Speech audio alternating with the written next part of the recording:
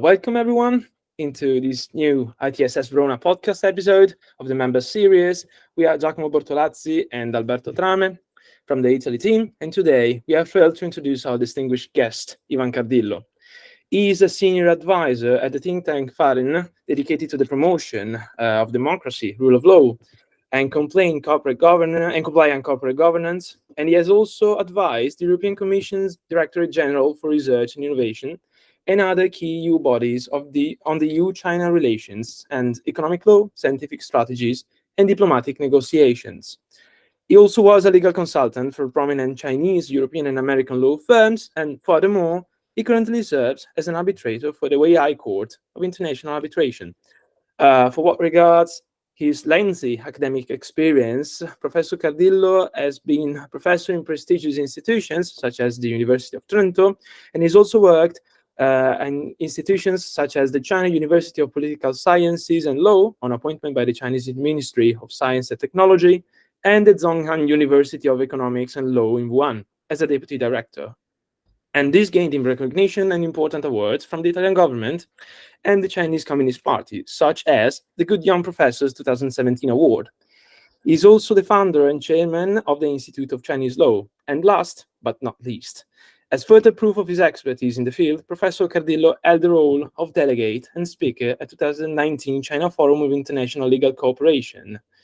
So please join me in welcoming our esteemed expert in our new podcast episode. Welcome, Professor Cardillo. Hi, Giacomo. Thank you for having me. You're welcome. So, without further indulging, I would delve into the depth of our conversation by starting with the first question, which regards the recent estimates and research papers that have been published about the registered firms in China, which state that more or less 363,000 of the firms, Chinese firms, are state-owned, 629,000 are 30% state-owned, and nearly 867,000 have at least some state ownership in them. So even though they represent a small percentage compared to the total number, what is their power within the Chinese market? Well, first of all, we need to keep in mind one structural element in China, which is the guidance of the Communist Party on the overall legal system and market system. So this means that each company should somehow participate to the overall goal set by the Communist Party. So even though some firms might be fully private, at the same time they need to, take part in that struggle. And so there is always a guidance from the government and from the party. Now, with the constitutional reform of 2018, the guidance of the leadership of the Communist Party is a constitutional principle. The state-owned enterprise, when let's say let's look at these questions from the perspective of a businessman. If you are a businessman and you are doing business with a state-owned enterprise, you can worry less about the trustability and reliability of the company. State-owned enterprises usually they grow faster. They have less problems in terms of license and administrative approval or governmental approval or subsidies or any kind of support from the government, but they are somehow less efficient because they are bound by complex procedures, complex approval. So usually it takes several months to sign the first contract and to start the business. If we talk about private owned enterprises, then we have to be careful. Due diligence is an important element when you need to choose your business partner. They are more productive because they are less bound by any administrative approval and any heavy procedures. So state-owned enterprises remain, an important key sector in the Chinese market, the Chinese economy, and they really do have a strong impact because it's just about the way of doing business. Let's say if you are a private company, you can develop some services, you can develop some product, but when it comes to modernize the country in terms of building infrastructures and in terms of developing huge projects, you have to be a state-owned enterprises. Let's say a district or a municipality wants to create a high-tech zone in a specific district of the city, then the government will require to create a new state-owned enterprise, which will be, funding all projects and concretely building that district. So for those kind of business, you cannot but deal with state-owned enterprises. So my, to answer your questions, state-owned enterprises are key players, and it depends on the kind of business you want to do, but you have to confront them and know how to deal with them. Thank you, Professor, for the insightful answer. It was surely interesting, but I would also move to the international perspective because we cannot consider anymore national business sectors on their own since the advent of globalization, which prompted economic actors such as international firms to expand and search of new opportunities of investment in foreign countries. I will quote some statistics.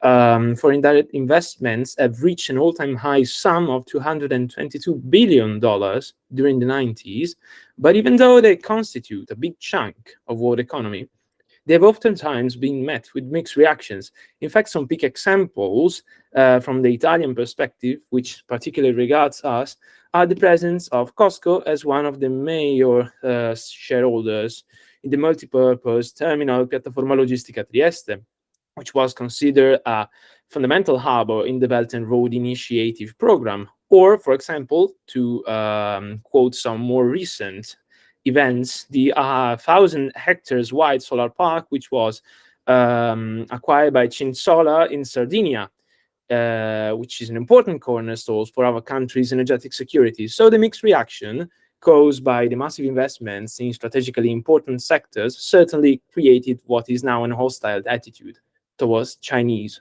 foreign direct investments. In your opinion, do you think that these kind of hostilities will be more present in the future, or that it will be unspeakable to have a more relaxed economic relation with China? Well, the relation with China is a complex one because economy is becoming more and more complex. So it really depends if you look at commodities trade, or if you look at finance, or if you look at the stock market, or if you look at the consumer base. So the importance of market in terms of consumers. And then if you look at how much the innovative rate of the countries, so how innovative is one country and the publications and cutting edge technology, the startups, and so it's really complex. Let's say now we are witnessing a different trend. Foreign direct investments are becoming China is not anymore that generous in investing abroad, in supporting the state-owned enterprises to invest abroad. So basically now they move according to strategic importance and according to strategic goals. On one side, let's say, if we look at some countries in Europe, including Italy, we might need some foreign investors to to support some part of the Italian sectors. At the same time, also in China, we are witnessing a trend where the government requires more and more foreign investments in China for local authorities and also local state-owned enterprises in order to develop big projects. So the idea of attracting investments and supporting investments abroad. We I believe that we need a more relaxed approach more inspired by profits and loss, and more inspired by a pragmatic approach, and less inspired by ideologies or prejudice or you know so-called political values. That you know political values are never something absolute, but they need to we know a lot of exemption to those values also in the West. So when we use those values to support a war that might be, a trade war or tariff war, uh, usually it's gonna backfire. So I believe that it's important to have a more relaxed approach, and that is the the best option is to try to innovate and try to compete at the innovative level. So not trying to stop the other by doing some things, but trying to beat the other and do it better and cheaper or of a higher quality. This is a way that a healthy competition that push the bar higher and not like preventing and trying to create restrictions or to compress the expansion possibility of the expansion area of one growing country, because now it's China, tomorrow might be another country, and then now we are talking about economic expansion, but there is also cultural expansion, so wherever. So it's about and the same idea of creating restrictions is somehow against any liberal idea of a world economy. So again, we are seeing a bug in this system that should be dealt with without ideology.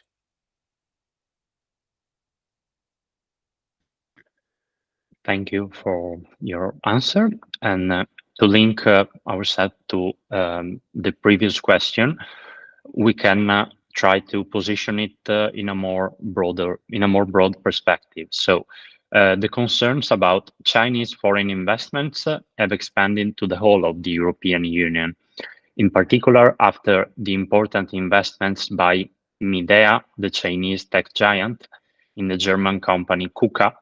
The member states started to become a bit more concerned about economic security in the Union.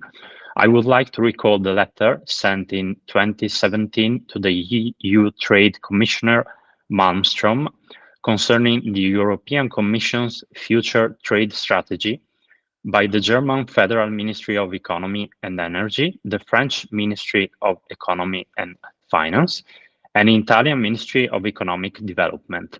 In this letter, freedom of investment was defined a core principle for the European Union and its member states, a source of pride and innovation, but also a possible risk for European investors who did not enjoy the same rights in the respective countries of origins as these non-EU investors, and for the know-how carried by European enterprises, which was jeopardized by a possible sellout. Do you find this affirmation to be rightfully motivated?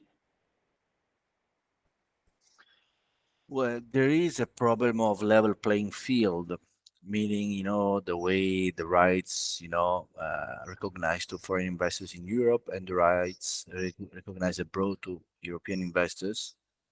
It's also true that after 2020, China went through a couple of several reforms of the company law and the foreign investment law, which somehow now eliminated every differentiation between foreign and national companies, and also the prohibition of a less favorable treatment clause and so on. So basically, now, legally speaking, there is not really a limit to that. So foreign companies going to China are now completely equivalent to a Chinese company in terms of rights and so on. What makes this idea of the need of a level playing field still important is the the possibility to is what is around the foreign investment. So basically the possibility to collect informations, the possibility to be operative in China. And this is simply because, 90% of people in China, they cannot speak Chinese. So basically it's difficult to survive. It's imagine if you need to run a business in a country where you don't speak the language. I mean, it's a very brave thing to do.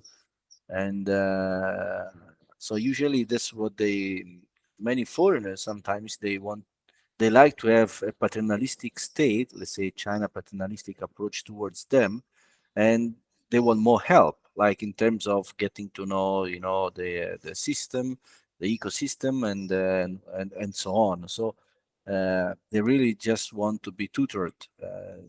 They don't really have, language skills.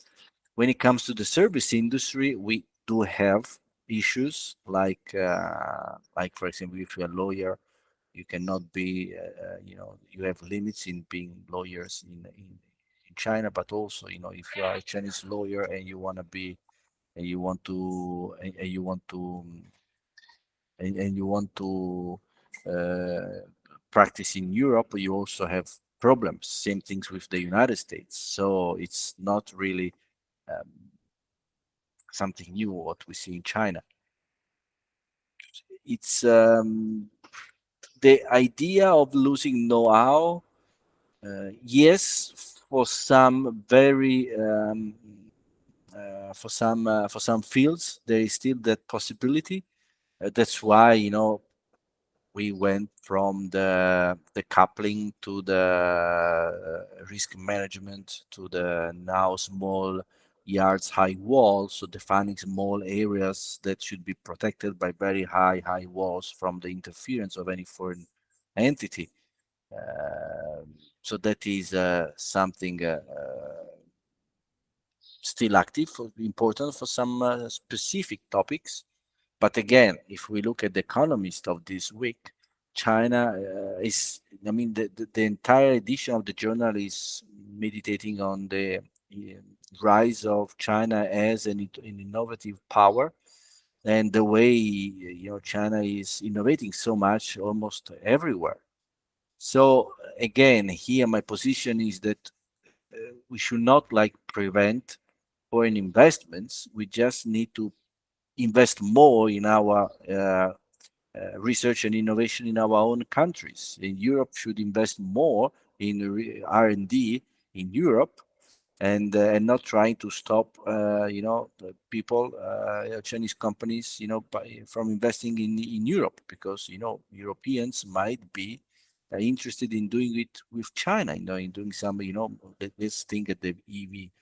Um, Italian consumers or European consumers might be happy to buy cheaper house, cheaper cars, but it's not possible because, for the tariffs. So again, here we are seeing a paternalistic state now, creating a differentiation for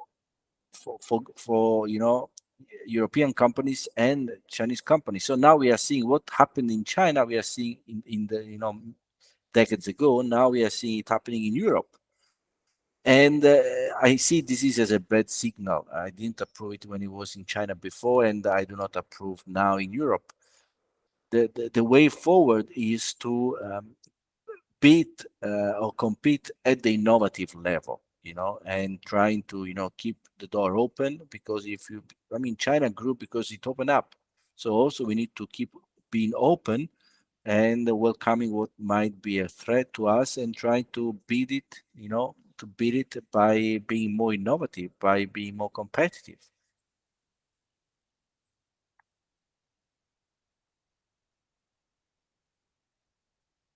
Yep. Alberto, I believe your microphone is turned off. Oh, I'm sorry. Okay. Now you should hear me. Okay. Sorry. So coming back to the Italian context, the government led by Giorgia Meloni decided to quit the Belt and Road Initiative last December. We must also remember that besides the numerous commercial ties with China, Italy was among the founding members of the Asian Infrastructure Investment Bank. often considered as one of the economic engines of the BRI. On the other hand, we have the new Partnership for Global Infrastructure and Investment, launched at G7 in 2022 under the aegis of India and the United States as a new economic corridor that works through a railway and maritime connecting India, the Middle East, and Europe, thanks to the efforts of a series of countries, among which there's Italy. Now, the latter would seem to be caught between two fires. Do you think that the PGI will be the future of economic relation with Asia, or that Italy will fix its complex relationship with China? And if the latter option will become true, which are the main beneficial aspects of the BRI that should be recovered or even enhanced? Well, the BRI came into play only in 2019. Before that, there was the Global Strategic Partnership signed in 2004, and it was signed by Berlusconi. And so, like, we have 20 years of this global strategic partnership. And if we look at the documents, we see that this partnership was even more detailed than the BRI MOU. The MOU was most like a declaration of intent to cooperate, but most of the institutions that we see today, like in March, in April, we had the visit of the Chinese Minister of Commerce, Wang Wentao, and they had a table with the Italian government, the so-called Economic Committee, Intergovernmental Economic Committee. That is an institution created exactly when this global strategic partnership was signed. So the relationship with China is will not be interrupted, I believe. Our prime minister will be traveling to China at the end of July, and by the end of the year, we are expecting also the visit of the head of the president of the republic. So this is a way to reassure the Chinese authorities that there is an interest in cooperating, and mostly that the exit, let's say, the exit from the Belt and Road Initiative is only something internal to the Italian party's dynamics, and it has nothing really to do with China itself. I witnessed a strong declaration of and commitments from our Minister of Foreign Affairs Tajani during the visit of Wang Wentao. So I see that there is interest, and they want to do more in order to promote more Italian products in China, the so-called "Made in Italy." So I don't see. I mean, the exit from the Belt and Road Initiative had some, give some hard times to our institutions. But then again, after that, China gave a free visa to the Italian citizens who want to travel to China for 15 days. So a free visa, 15 days free visas. This is something unique in the history of China, that for the first time did something without asking for something back. So it is really an act of generosity. And in my perspective, is also a way for inviting more Italians to go and see by themselves with their own eyes what China is now. And these exceptions has been extended to other 10 countries today. So now we have 11 countries that can travel to China without applying for a visa. The PGI is one of those regional agreements, or an agreements to cooperate, to create regional cooperation, in order to have enough, strength and power in order to affect dynamics in the East. We know that the East will be, at the center of the world's international relations for the next decades. That all the area between China, India, Philippines, and Taiwan and Japan will be extremely important for the future of the world economy. And what we are seeing is just a game of alliances, trying to create clubs where they basically try to create regional systems of economy. China created many of those. If we look at the BRICS and the recent expansions and all the other, cooperations agreement with Kazakhstan and so on. So it's a way of combining together local economies in order to um, create some ecosystems in terms of supply chain, in terms of consumer base, in terms of product circulation. You know, if we look at the PGI and what the United States government published on its website, we see the keywords that we find everywhere nowadays: digitalizations, supply chain, and so on. So it's a way of creating certain ecosystems, certain clubs, small clubs of nations, where basically they try to combine together demands and offers and try to be compact in terms of assessing interest in specific regions of the world. China now is growing fast. It's a giant country in the east, and many small countries around need to deal with it.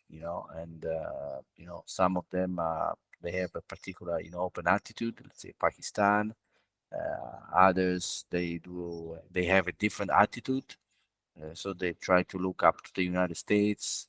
For some countries, also a way to you know uh,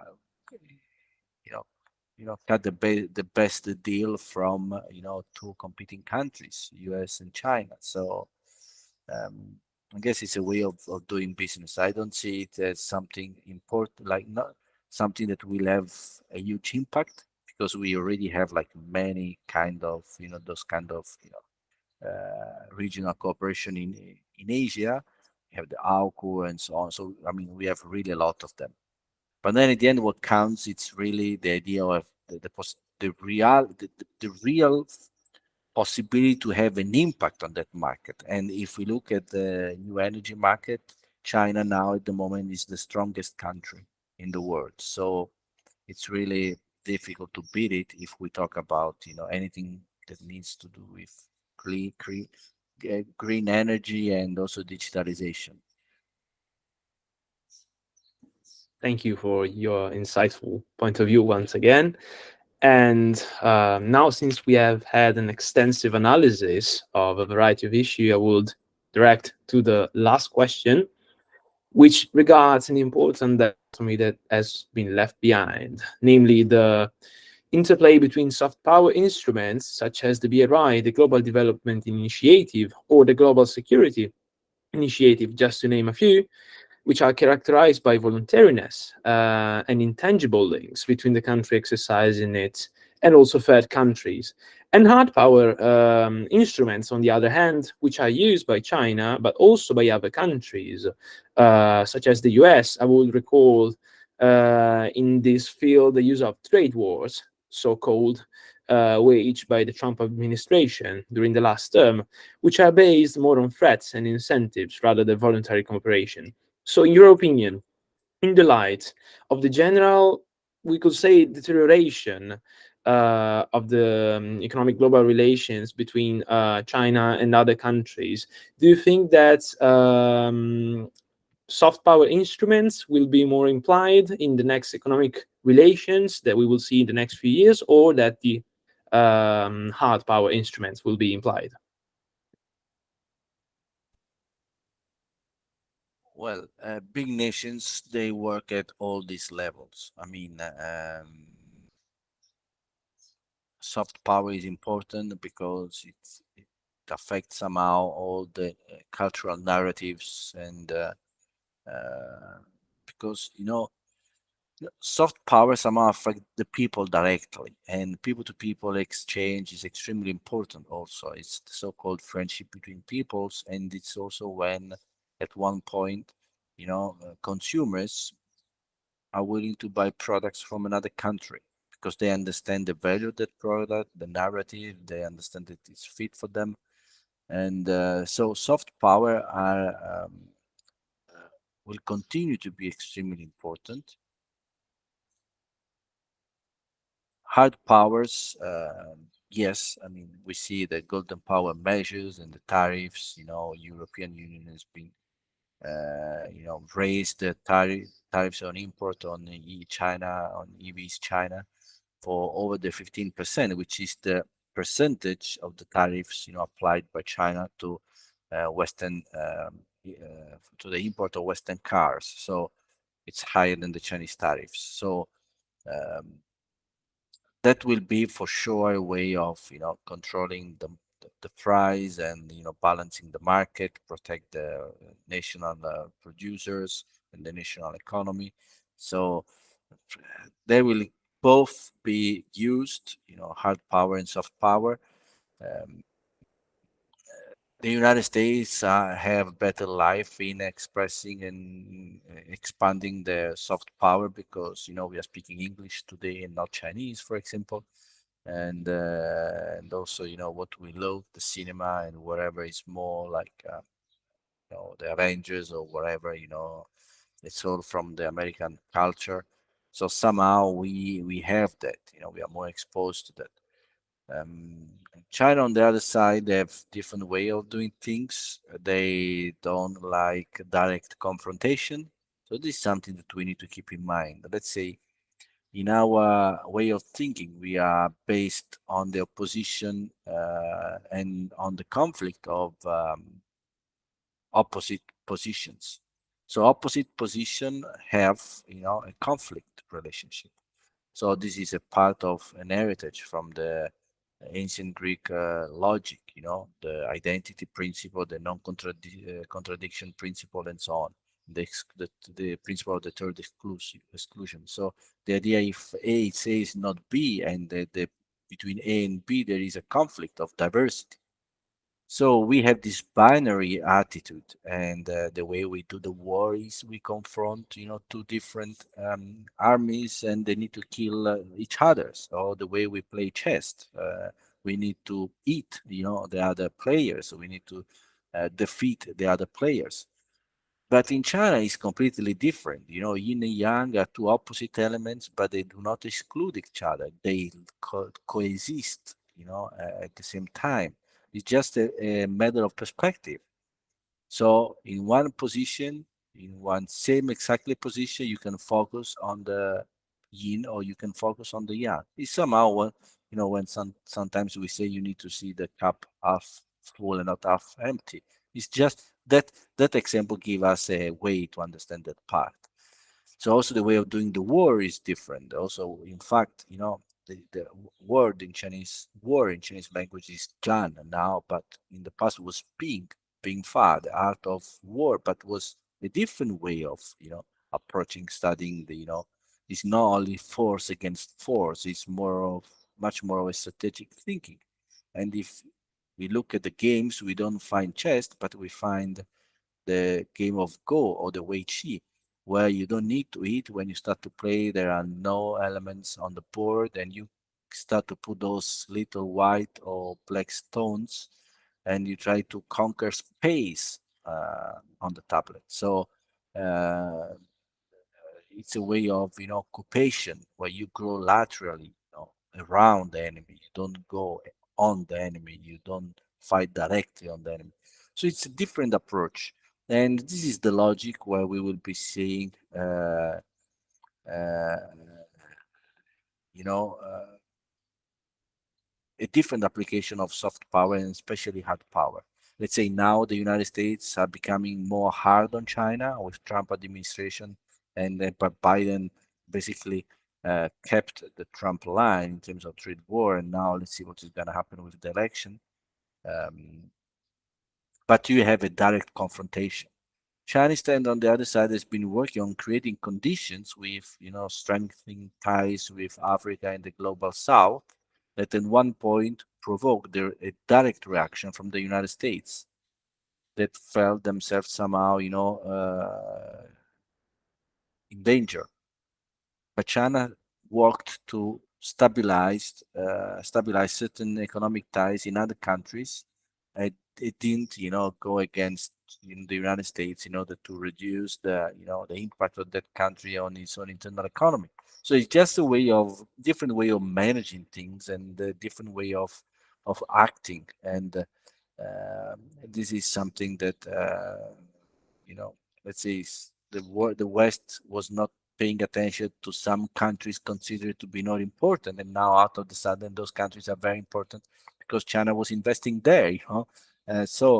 Because those countries were joining the Bretton Woods Initiative. So this tell us something that there is just a different way of doing things.